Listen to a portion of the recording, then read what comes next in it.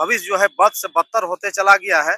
और हम अल्प मानदेय मात्र 12,000 रुपया जो है हमको मानदेय मिलता है, वो भी हमारा 9 महीना से बकाया है, किसी का 6 महीने। लेकिन अभी तत्काल में 30% की मानदेय बढ़ोतरी कर दी जाएगी, जिससे जो हमारा 12,000 मानदेय मिलता है, ईपीएफ कटौती करके 10,560 रुपया, वो भी हमें जो है 6 महीना से बकाया है।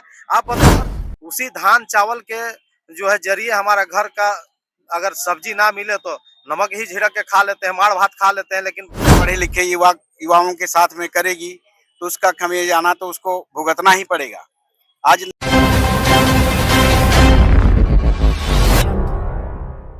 इस वक्त हम राजभवन के समक्ष खड़े हैं और आपको बता दें कि झारखंड राज्य मनरेगा कर्मचारी जो हैं आज यहाँ धरने पर देने को विवश हैं।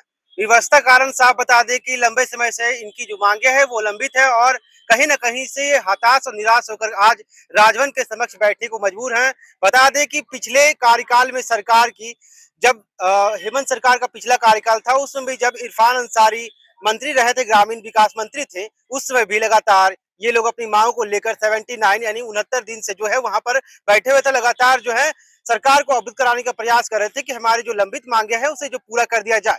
और इसी के बीच जो है लिखित आश्वासन भी मिला, लेकिन सरकार भी चेंज हो गई और अभी तक जो है ये लोग जैसे के तैसे ही हैं। इन तमाम मुद्दों को लेकर के हम जुड़ेंगे और जानेंगे कि आखिर कब तक ये लोग जो है धरने पर बैठेंगे, क्योंकि अब इनका जो है उम्र पार हो गया और साथ ही जिस तरह से मांग को लेकर लंबे समय से लोग बैठे हैं, कहीं ना कहीं ये सरकार के लिए एक सोचने का विषय भी है।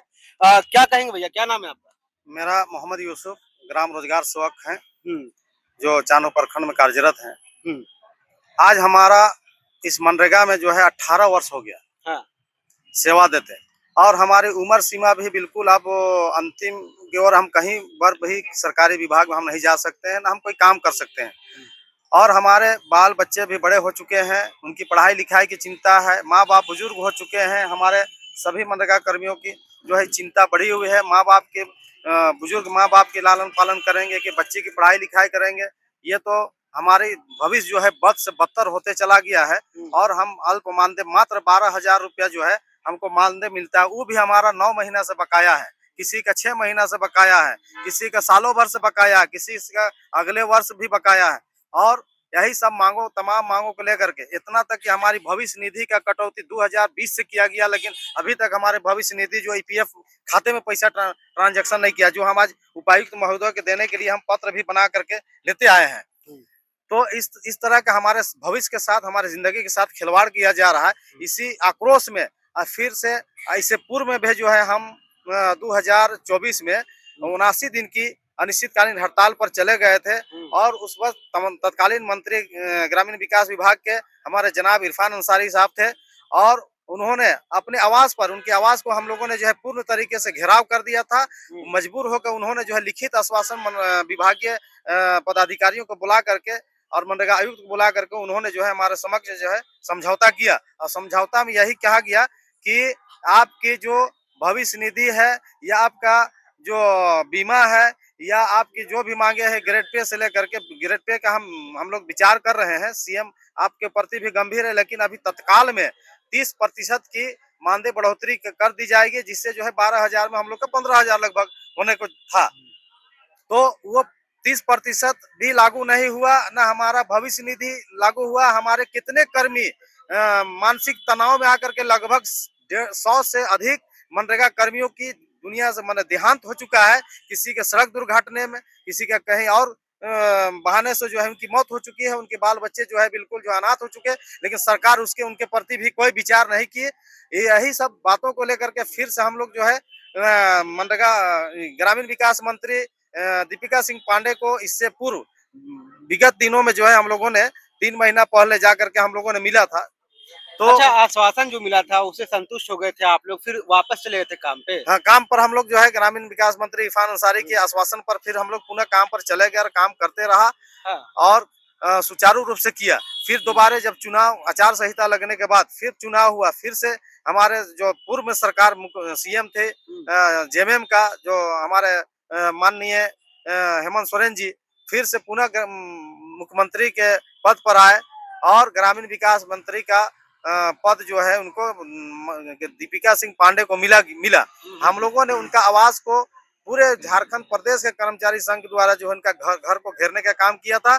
उन्होंने आकर के हमारे समक्ष जमीन में बैठ करके उन्होंने कहा कि मैं भी आंदोलन का उपज हूँ, इसलिए हम यहीं के यहाँ के लोगों की जो है जो भी मदद हो सकेगा मैं करूंगी। मैं अभी तुरंत में जो आपका पूर्व में निर्धारित 30% मानदेय की बढ़ोतरी की गई थी, उसको तत्काल मैं लागू करके जो है ग्रेड पे पर विचार करूंगी। और सभी न्यूज चैनल में, अखबारों में आया और हम लोग भी सुन करके, देख करके सोचे कि अब हम हमारी जो है 30% मांगे जो थी बढ़ोतरी वो हमारे लागू हो गया। लेकिन अब तक साल भर हो गया, उनके मंत्री का कार्यकाल साल भर हो गया, लेकिन अभी तक वो विभाग में फाइल पड़ा हुआ है या क्या कारण है हम लोग का पता नहीं। और जो हमारा 12,000 मानदेय मिलता है ईपीएफ कटौती करके 10,560 रुपया, वो भी हमें जो है 6 महीना से बकाया है। आप बताइए कि स्कूल मार्च का महीना है, सेशन चेंज हो गया, बच्चों का नामांकन कराना है, कितने त्योहार गुजर गए। यहाँ की सरकार बड़ी बड़ी बातें बोली कि होली के त्योहार हो या कोई भी त्योहार में मैया सम्मान योजना की राशि जो है त्योहार से 1 सप्ताह पहले उनके खाते में भेज दिया जाता है। और आज हमारा जो है काम करके और हमको जो है उससे वंचित रखा गया। कोई भी त्योहार में, चाहे होली हो, दीपावली हो, दशहरा हो, चाहे ये ईद कल परसों आने वाला है, सरूल आने वाला है, लेकिन सभी मनरेगा कर्मी जो है इससे मायूस है और किसी के खाते में 1 पैसा का भुगतान नहीं किया गया। इससे हम लोग जो है बहुत आक्रोशित है और इस आक्रोशित ऐसे ही रहेगी तो हम लोग जब तक हमारी मांगों पर सहानुभूति विचार नहीं किया जाता है, नहीं दिया जाता है, तब तक हम लोग हड़ताल में बने रहेंगे। कैसे आप लोग रह रहे हैं? भरी दोपहर है, काफी गर्मी है, कैसे चल रहा घर परिवार, कैसे चल रहा है? इतना कम मानदेय है, प्लस जिस तरह से लगातार आप लोग यहाँ धरने पर बैठे हैं, पिछले बार 79 दिन रहे, इस बार क्या कहिएगा? देखिए, जितने भी मनरेगा कर्मचारी है ना कर्मी, चाहे वो रोजगार सेवक हो, चाहे बीपीओ हो, चाहे जेई हो, सभी लोग जो है झारखंड के निवासी हैं। सभी यहाँ के जमीन से जुड़े हुए लोग हैं। सभी खेती बाड़ी से जो है लोग जो है बरसात में अपना धान की खेती कर लेते हैं, कुछ फसल सब्जी के कर लेते हैं। मैं खुद करता हूँ, अभी भी मेरा खेत में सब्जी लगा हुआ है। सभी मनरेगा कर्मी यहाँ झारखंड के लोग हैं और उसी धान चावल के जो है जरिए हमारा घर का अगर सब्जी ना मिले तो नमक ही झिड़क के खा लेते हैं, माड़ भात खा लेते हैं, लेकिन भूख से तो राहत तो देना है ना। इसलिए यहाँ के लोग किसी तरह खड़े हैं। अगर हम कहीं दूसरे जगह को होते, भूमिहीन होते, तब तो हम जमीन में जमी दोज हो जाते। जी बिल्कुल, जिस तरह से लंबे समय से पहले भी आंदोलन कर रहे थे और अब भी विवश हैं, निश्चित काल धरना पे हैं, लगातार भूख प्यास और कड़ी धूप के बीच जो है ये लोग लगातार जो है आंदोलन भी कर रहे हैं। लेकिन मंत्री जी को इस विषय में सोचना चाहिए कि जिस तरह से पिछले बार भी उन्होंने लिखित आश्वासन दिया और लगातार जो है इस बार भी लोग धरने पर बैठे हैं, क्या कहेंगे? अनिश्चितकालीन धरना है, कितना और मतलब प्रभावशाली होने वाला है सरकार के ऊपर, क्योंकि विधानसभा सत्र जो है अब 18 तारीख के बाद खत्म हो जाएगा। देखिए, हमारे धरने से अगर सरकार को कुछ होता या ना होता, इससे हम लोग को जरा सा भी चिंता नहीं है। हमारी जो मांगे हैं, हम लोग तो स्वतंत्र हैं अपनी मांगों को मांगने के लिए। अगर सरकार इस तरह से अपनी राजनीति में एक पढ़े लिखे युवाओं के साथ में करेगी, तो उसका खमियाजा तो उसको भुगतना ही पड़ेगा। आज नहीं कल वो दिखेगा, जमीन में दिखेगा कि भाई आप एक पढ़े लिखे युवा के साथ में राजनीति किया, जबकि उनका जो मांग है, आज से नहीं, हम लोग 18 साल से यही मांग मांगते आ रहे हैं कि भाई हम लोग को एक अ, सम्मानजनक मानदेय दे दीजिए। हम लोग का जो सरकारी व्यवस्था है उसमें समायोजन कर दीजिए। यही सब हमारी मांगे हैं। अगर मान लेते हैं हम लोग की इच्छा अगर पूर्ण कर देता सरकार, तो हम लोग क्यों धरने पे बैठते? अच्छा, इस कार्यकाल में गए थे क्या मंत्री जी से मिलने के लिए?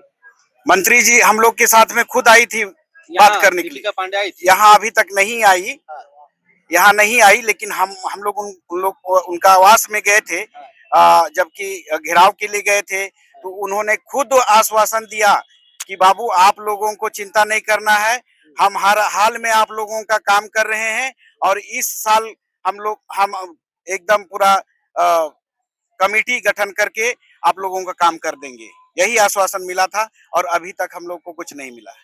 जी बिल्कुल, जिस तरह से लगातार पहले भी इरफान अंसारी जी का आवास का घेराव हुआ था और साथ ही इस बार जो है दीपिका पांडे जी का भी आवास घेराव हुआ। लेकिन सबसे बड़ा विषय ये है कि सिर्फ आश्वासन दोनों तरफ से मिला, काम तो अभी तक हुआ नहीं, धरातल पर दिखता हुआ नजर नहीं आ रहा लगातार। और इसी की वजह से जो है लगातार ये लोग जो धरने पर बैठे हुए हैं। अब देखने वाला बात ये है कि कब तक जो है इनका जिस तरह से मंत्री जी आश्वासन दे रहे हैं और इनका जो कार्य है वो पूर्ण होगा। ऐसे ही खबरों के बने रहे न्यूज़ रांची मेल के साथ मैं चंदन, धन्यवाद।